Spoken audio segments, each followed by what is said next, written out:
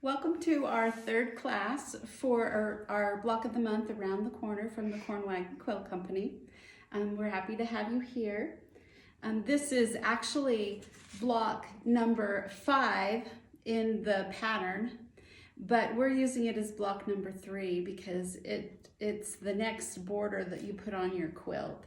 So in your pattern it will say block number 5. And this time we're going to be talking about paper piecing or foundation paper piecing.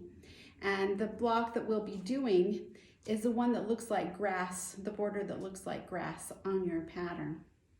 This is really a fun one. And if you've done paper piecing before, then you probably know all of these basic tools and guidelines, but I'll just give you a few hints that might help with this block that you're going to be doing. The first thing that you do with foundation paper piecing is you use some kind of a foundation paper. Many years ago, when I started doing paper foundation piecing, they suggested that I go to the doctor and ask for a roll of that paper that the doctor puts on the table when you do the exams. So I had a big roll of that, and that's actually what I use for my foundation. The trick with foundation paper piecing is actually getting the paper off in the end after you've sewn everything together. So sometimes something other than just regular paper is a little bit easier to use. One thing that we do have here at the Corn Wagon is some sheets of vellum. And vellum is a little bit crisper, and so when you fold it, then it's a little bit easier to remove once you've sewn it. So these little packets of 10 sheets of vellum are $2.99, and you can get them here at the Corn Wagon. So you could always use vellum, or you could use regular wax paper, freezer paper that you have in your stock, or you can just use paper, whatever works. Some of them are a little bit easier to remove in the end, but they all work nicely. So I'm going to use my doctor's exam paper today, and it actually works quite nicely because it's just a little bit lighter weight. You can just take your pattern that you will find in your pattern and copy it. However, it is just a little bit bigger than a regular paper, so you'd have to get it done just a little bit larger size at the copy center if you have a copy machine that will do it a little bit bigger. Instead, I just chose to just draw it out on the piece of paper with a pencil, and that worked up really quickly with a ruler. And so I just did all 6 of them. If you have 6 different pieces of grass in this pattern. So you'll need to either copy or trace 6 different ones that look like this, that have the grass pattern in it. And it just took me a few minutes just to trace it rather than copy it. So you can do whatever you'd like. I also find that it's a little bit easier if you actually number them. And I do have the numbers on this one, and in the pattern, she does have them numbered. Sometimes it's easy to lose track of which one's the next one that you're doing in the line of paper piecing. So if you start at one end and number them as she has in the pattern, that will make it a little bit easier. You're going to use your greens in your kit for this month, and every piece of grass or every little tuft of grass will be a different color. And you have a 4-inch strip of 6 different colors of green, and you just have to cut it in half. So you have a 2-inch strip, 2 2-inch strips of each green. And then you also have a background piece in your kit. And it's just this neutral one right here. And what you can do is I actually traced this piece right here. And this is the opposite piece to the grass piece. These two will be sewn together. So I just traced it on a piece of freezer paper, and I folded my fabric into 6 layers, and then I ironed this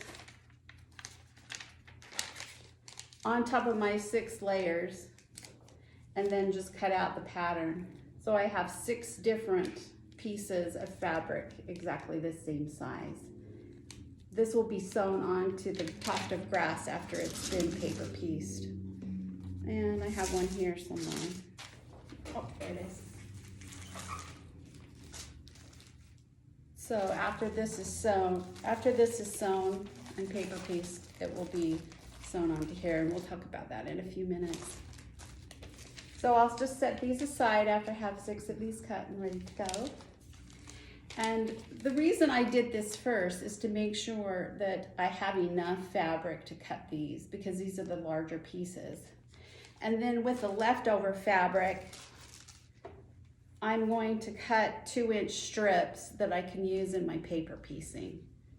So these are kind of random shapes because they're leftovers from what I cut out that other shape.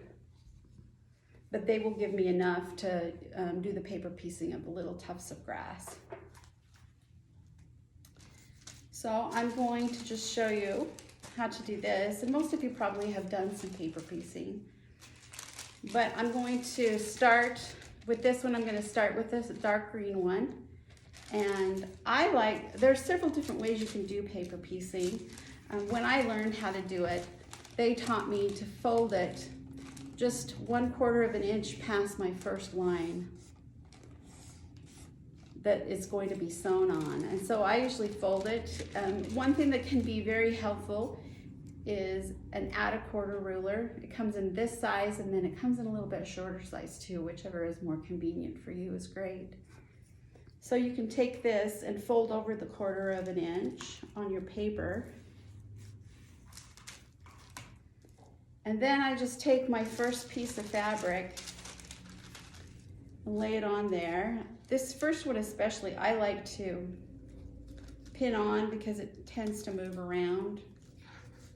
So I just pinned that one on, and then I take a white one or a light colored one. And one thing I like to do is to place it on here. That one may not be big enough, so I might have to get a bigger one.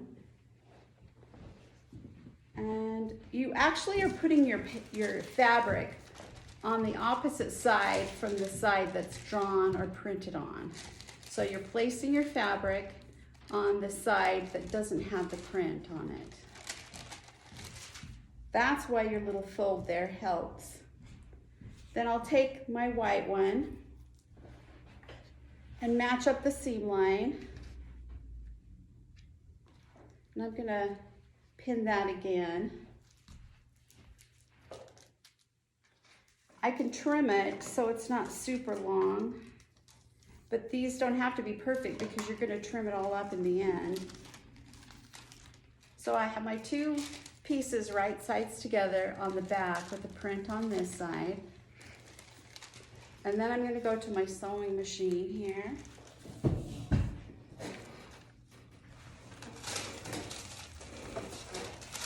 And I'm going to sew right through the paper on that drawn line.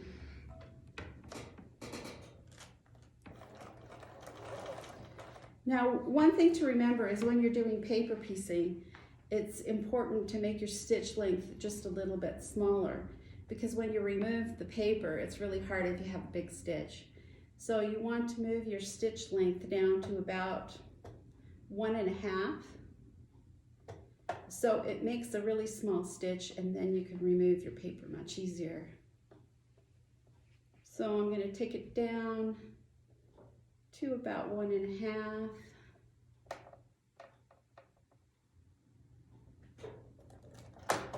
And I just did something. This is not my machine, so. Is the needle okay? Nope. You might want to stop it. Okay, we're back. We fixed the machine and had a short little break, and now I'm back. I actually have done a couple of more pieces on this, but I'm going to sew my 1/4 inch seam. I'm sewing on the top of the paper through all of the layers, and I'm sewing on the paper where I can see the drawn line. And so I'm going to sew that and then come back.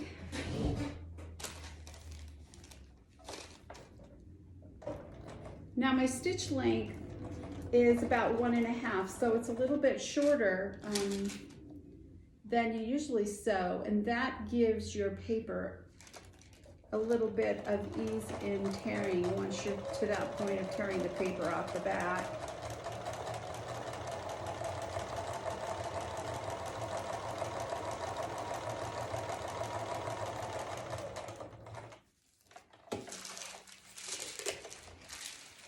Okay, I've sewn the entire line with number 4 all the way. I sew through the seam allowances too. And then I'm going to press it back. It's nice to have your iron right here close to you, but sometimes if I don't have the iron, then I finger press. And that's what you do with just your fingernail, run it along the seam line, and that will lay it flat until you get to an iron. So with this particular block, you're going to go green, white, green, white, green, white, just alternating green and white. So that kind of helps you know where you're going also. So I just did a green one. Now I'm going to fold over on the next one, which is number 6. I'm going to fold 1/4 inch past my drawn line. And you can use your add a 1/4 ruler. There's this one, and then there's one that's a little bit shorter. And there's an edge of your ruler that's a little bit narrower, and you can actually fold along that line if that's helpful. So I can put this on my paper and then fold it over and make a little line. Oops. This is the one it's going to be.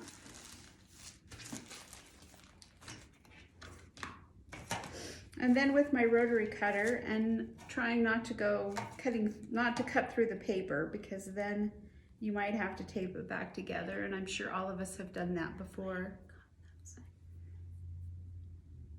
Your blade will cut that side. On this side? Yeah. So I've cut off the excess here, and then it's ready for fabric number 6. I have them all numbered. So my white one will be next, and I'll just take another piece of white and lay it along that cut edge. You can trim it off if it's too long. What I like to do is get a pin, and if you're worried about it, you can just pin it and fold it over and make sure that it's going to cover all of the space where it needs to cover it, all of the paper. So it's going to cover the whole piece of the paper before you sew it on there, because that's the worst thing, is when you sew it on and it doesn't cover the whole space for the next space that you need to cover. So I'll pin it on here, or some people do it without pinning. I like to pin it so it doesn't move too badly. Another thing you can actually do is use a glue stick, and with that first one especially, you can glue it right onto the paper, and that will hold it there so it doesn't move. So I'll sew this next one on line number 5, flip it, trim it, and then put number 6 on. Sew, flip, and trim. So if you've ever done paper piecing, this isn't really new to you, but it's something that takes a little bit of practice to get used to, this foundation paper piecing. When you get done with your block, and there will be 6 of these, your block will end up looking like this. So it's going to look like a little mound of grass on your quilt. Each of these will be a different color of green, so it just makes it really fun. After you get this done, you'll kind of have jagged edges. So what you'll want to do is take your rotary cutter, and this is where the add a 1/4 seems to come in handy. And you can put that right on your seam line, and then trim it up. And so it's just the perfect size. I've trimmed mine up, and I got all these little pieces that were kind of the shaggy edges. So this is what I ended up with.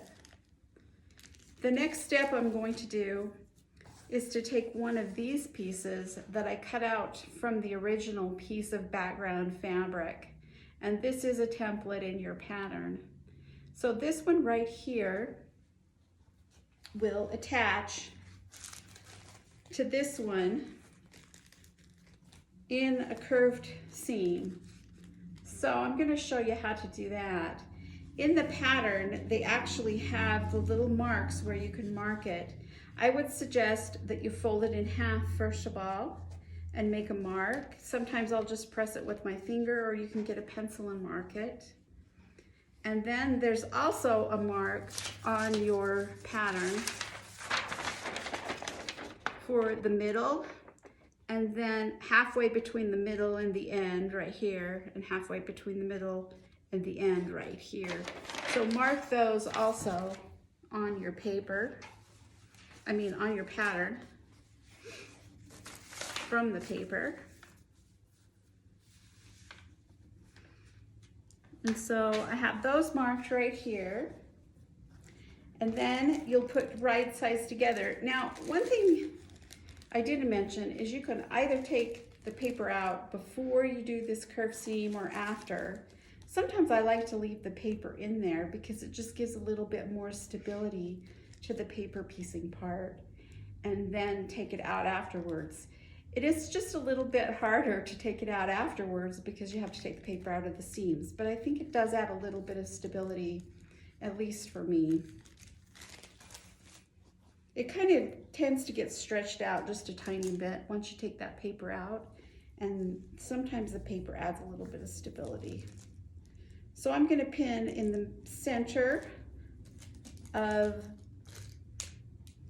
my block of my fabric, and then halfway between the edge and the center.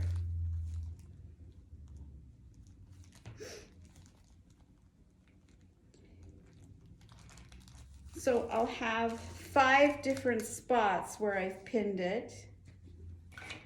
And this is called curved piecing. It's also easier if you make sure that the piece that's been paper pieced is on the bottom and not on the top. So the piece that has been pieced with the paper on it will go on the bottom, and then this part that's kind of floppy, once you get it pinned together, will be on the top. And that helps prevent getting any kind of little bumps or places where it doesn't go smoothly around. So I have it pinned like this, and then when it's open, you see, it'll work out perfectly. So I'm gonna go ahead and sew that.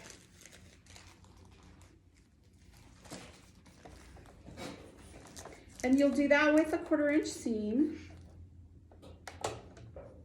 And don't go too quickly. I like to just go slowly when I'm making this curved piecing seam, because you don't want to get any bumps or bulges. And if you do it just carefully, usually I sew just a little bit faster than this, but if you're doing it this way, you want to go kind of slow. And make sure those cut edges are right against each other.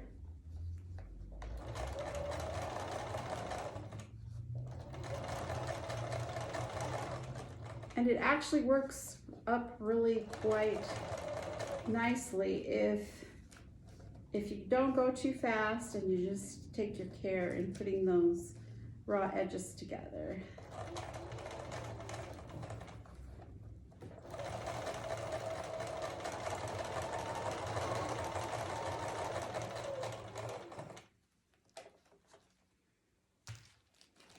Next month, we're going to be doing a block that has the clouds and the trees, and that will be a really fun one too. We have some fun techniques that I think you'll really enjoy. This is such a fun and bright quilt that it will brighten our spirits during this time that's kind of dreary. we've all been staying home quite a bit right now. We're ready to get out and do something fun.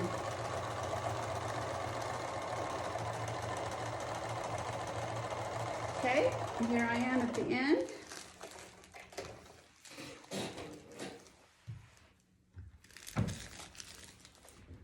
I've sewn it from the top with the piece side underneath, and so it is a little bit tricky just to get that nice and smooth, but I've sewn it without any bumps while marking it, first of all in the middle, and then at the seam right here at the end, and then I marked it halfway and pinned it.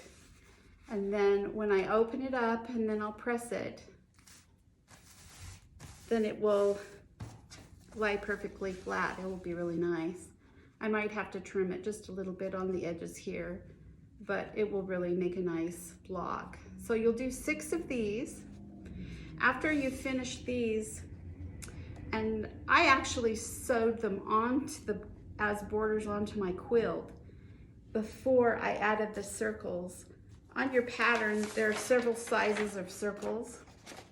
So with your bright colors that you have, you're going to add these circles as flowers above the grass pieces.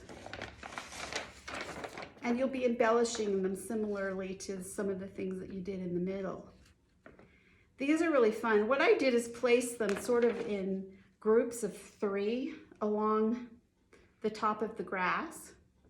And then when I had them all stitched on, then that's when I drew the little stems of the flowers coming down to the grass. And I tried to bunch mine. I kind of did mine in 3s. So if you take a photo of the sample that's in the shop, you'll see how I did that. She recommends that you do a stem stitch and then whip it. But if you notice on the sample, I just did a stem stitch, and I think that was sufficient for the stems. So whatever you would prefer to do. I just did a stem stitch using a number 8, either a Valdani or a Suspargo, that's in a variegated color, so it gives a little bit of texture and fun to it. So that's kind of the basics for doing this block. If you have questions about doing paper piecing, you're welcome to come to our live tutorial, which we'll have with our other group, or I'd be happy to help you individually with doing the paper piecing if you run into any kind of troubles with doing it.